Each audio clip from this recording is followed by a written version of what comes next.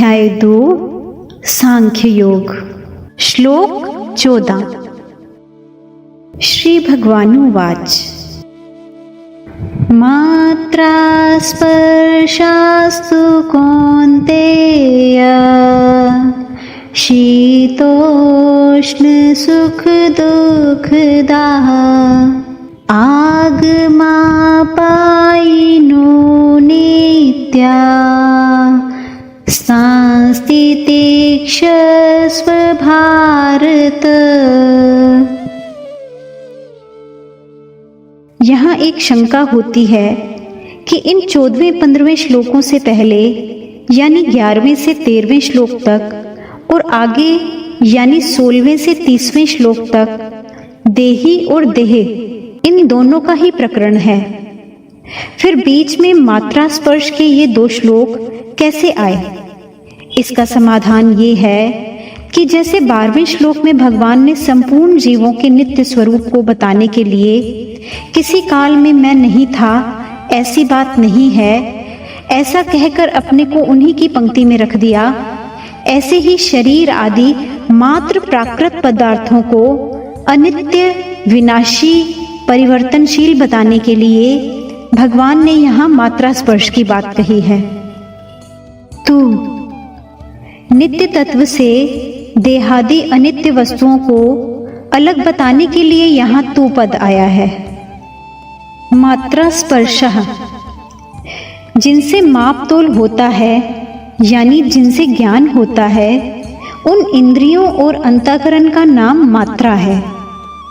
मात्रा से यानी इंद्रियों और अंतःकरण से जिनका संयोग होता है उनका नाम स्पर्श है। इसलिए इंद्रियों और अंतःकरण से जिनका ज्ञान होता है ऐसे सृष्टि के मात्र पदार्थ मात्रा स्पर्शः हैं। यहाँ मात्रा स्पर्शः पद से केवल पदार्थ ही क्यों लिए जाएं? पदार्थों का संबंध क्यों न लिया जाए? अगर हम यहाँ मात्रा स्पर्शः पद से केवल पदार्थों का संबंध ही लें तो उस संबंध को आगमापायिनः यानी आने जाने वाला नहीं कह सकते, क्योंकि संबंध की स्वीकृति केवल अंतःकरण में न होकर स्वयं में यानी अहम में होती है। स्वयं नित्य है, इसलिए उसमें जो स्वीकृति हो जाती है वह भी नित्य जैसी ही हो जाती है। स्वयं जब तक उस स्वीकृति को नहीं छोड़ता तब तक वह स्वीकृति ज्यों की त्यों बनी रहती है, यानी पदार्थों का वियोग हो जाने पर भी, पदार्थों के न रहने पर भी उन पदार्थों का संबंध बना रहता है। जैसे कोई स्त्री विधवा हो गई है यानी उसका पति से सदा के लिए वियोग हो गया है, पर 50 वर्ष के बाद भी उसको कोई कहता है कि ये अमुक की स्त्री है तो उसके कान खड़े हो जाते हैं। इससे सिद्ध हुआ कि संबंधी यानी पति के न रहने पर भी उसके साथ माना हुआ संबंध सदा बना रहता है। इस दृष्टि से उस संबंध को आने जाने वाला कहना बनता नहीं। इसलिए यहाँ मात्रा स्पर्शः पद से पदार्थों का संबंध न लेकर मात्र पदार्थ लिए गए हैं। शीतोष्ण सुख दुःखदाः यहाँ शीत और उष्ण शब्द अनुकूलता और प्रतिकूलता के वाचक हैं। अगर इनका अर्थ सर्दी और गर्मी लिया जाए तो ये केवल त्वचा के विषय हो जाएंगे, जो कि एक देशीय हैं। इसलिए शीत का अर्थ अनुकूलता और उष्ण का अर्थ प्रतिकूलता लेना ही ठीक लगता है। मात्र पदार्थ अनुकूलता प्रतिकूलता के द्वारा सुख दुख देने वाले हैं, यानी जिसको हम चाहते हैं ऐसी अनुकूल वस्तु, परिस्थिति, व्यक्ति, घटना, देश, काल आदि के मिलने से सुख होता है, और जिसको हम नहीं चाहते ऐसी प्रतिकूल वस्तु, व्यक्ति, परिस्थिति आदि के मिलने से दुख होता है। यहाँ अनुकूलता प्रतिकूलता कारण है और सुख दुख कार्य हैं। वास्तव में देखा जाए तो इन पदार्थों में सुख दुख देने की सामर्थ्य नहीं है। मनुष्य इनके साथ संबंध जोड़कर इनमें अनुकूलता प्रतिकूलता की भावना कर लेता है, जिससे ये पदार्थ सुख दुख देने वाले दिखते हैं। इसलिए भगवान ने यहाँ सुख दुख दाह कहा है। आगमा पायिनः, मात्र पदार्थ आदि अंत वाले, उत्पत्ति विनाशशील और आने जाने वाले हैं। वे ठहरने वाले नहीं हैं, क्योंकि वे उत्पत्ति से पहले नहीं थे और विनाश के बाद भी नहीं रहेंगे। इसलिए वे आगमापाई हैं। अनित्यः, अगर कोई कहे कि उत्पत्ति से पहले और विनाश के बाद भले ही ना हो, पर मध्य में तो रहते ही होंगे, तो भगवान कहते हैं कि अनित्य होने से वे मध्य में भी नहीं रहते। वे प्रति क्षण बदलते रहते हैं, इतनी तेजी से बदलते हैं कि उनको उसी रूप में दोबारा कोई देख ही नहीं सकता, क्योंकि पहले क्षण वे जैसे थे, दूसरे क्षण वे वैसे रहते ही नहीं। इसलिए भगवान ने उनको अनित्यः कहा है। केवल वे पदार्थ ही अनित्य परिवर्तनशील नहीं हैं, बल्कि जिनसे उन पदार्थों का ज्ञान होता है, वे इंद्रियां और अंतःकरण भी परिवर्तनशील हैं। उनके परिवर्तन को कैसे समझें? जैसे दिन में काम करते करते शाम तक इंद्रियों आदि में थकावट आ जाती है और सुबह तृप्ति पूर्वक नींद लेने पर उनमें जो ताजगी आई थी वे शाम तक नहीं रहती। इसलिए पुनः नींद लेनी पड़ती है, जिससे इंद्रियों की थकावट मिटती है और ताजगी का अनुभव होता है। जैसे जागृत अवस्था में प्रति क्षण थकावट आती रहती है, ऐसे ही नींद में प्रति क्षण ताजगी आती रहती है। इससे सिद्ध हुआ कि इंद्रियों आदि में प्रति क्षण परिवर्तन होता रहता है। यहाँ मात्र पदार्थों को स्थूल रूप से आगमापायिनः और सूक्ष्म रूप से अनित्य कहा गया है। इनको अनित्य से भी सूक्ष्म बताने के लिए आगे 16वें श्लोक में इनको असत कहेंगे, और पहले जिस नित्य तत्व का वर्णन हुआ है उसको सत कहेंगे। तांस्तितिक्षस्व, ये जितने मात्रा स्पर्श यानी इंद्रियों के विषय हैं, उनके सामने आने पर ये अनुकूल है और ये प्रतिकूल है, ऐसा ज्ञान होना दोषी नहीं है, बल्कि उनको लेकर अंतःकरण में राग द्वेष हर्ष शोक आदि विकार पैदा होना ही दोषी है। इसलिए अनुकूलता प्रतिकूलता का ज्ञान होने पर भी राग द्वेष आदि विकारों को पैदा ना होने देना, यानी मात्रा स्पर्शों में निर्विकार रहना ही उसको सहना है। इस सहने को ही भगवान ने तितिक्षस्व कहा है। दूसरा भाव ये है कि शरीर, इंद्रियां, अंतःकरण आदि की क्रियाओं का, अवस्थाओं का आरंभ और अंत होता है और उनका भाव और अभाव होता है। वे क्रियाएं, अवस्थाएं तुम्हारे में नहीं हैं, क्योंकि तुम उनको जानने वाले हो, उनसे अलग हो।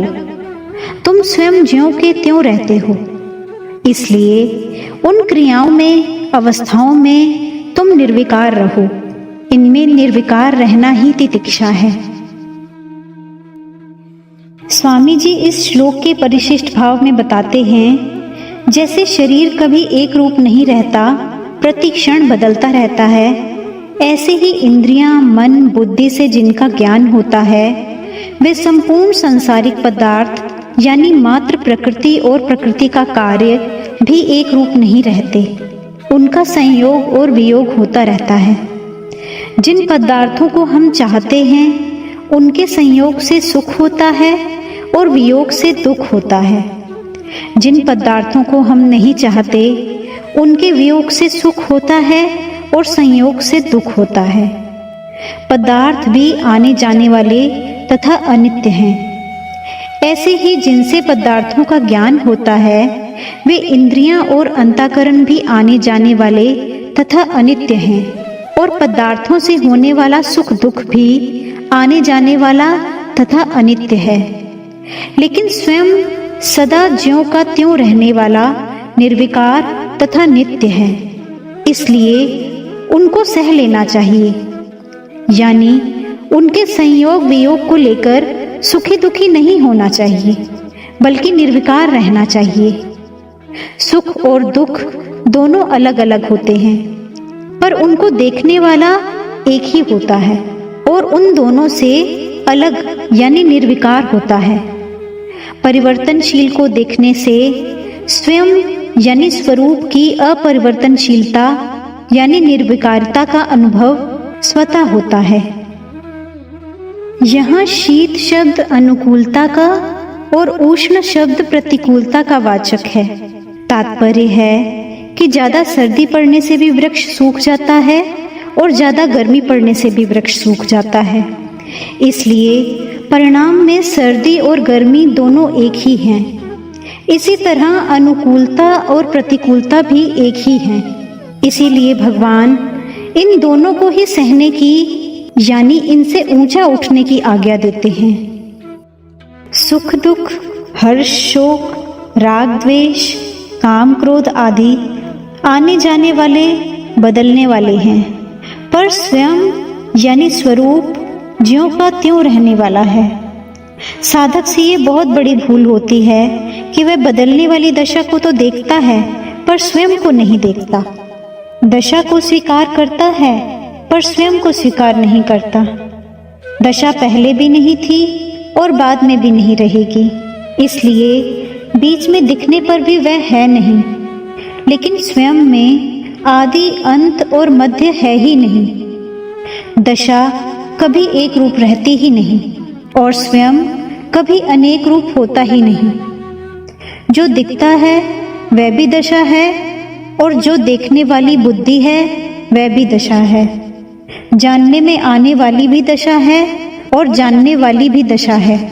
स्वयं में न दिखने वाला है न देखने वाला है, न जानने में आने वाला है न जानने वाला है। ये दिखने वाला देखने वाला आदि सब दशा के अंतर्गत हैं।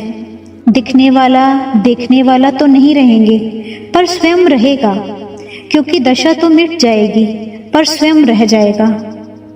तात्पर्य है कि दिखने वाले यानी दृश्य के साथ संबंध होने से ही स्वयं देखने वाला यानी दृष्टा कहलाता है। अगर दिखने वाले के साथ संबंध ना रहे तो स्वयं रहेगा, पर उसका नाम देखने वाला नहीं रहेगा। इसी तरह शरीर के साथ संबंध होने से ही स्वयं यानी चिन्मय सत्ता शरीरी कहलाता है। अगर शरीर के साथ संबंध ना रहे तो स्वयं रहेगा, पर उसका नाम शरीरी नहीं रहेगा। ऐसा गीता के 13वें अध्याय के पहले श्लोक में आया है। इसलिए भगवान ने केवल मनुष्यों को समझाने के लिए ही शरीरी नाम कहा है। पहले के श्लोक में मात्रा स्पर्शों की तितिक्षा की बात कही। अब ऐसी तितिक्षा से क्या होगा, भगवान इसको आगे के श्लोक में बताते हैं।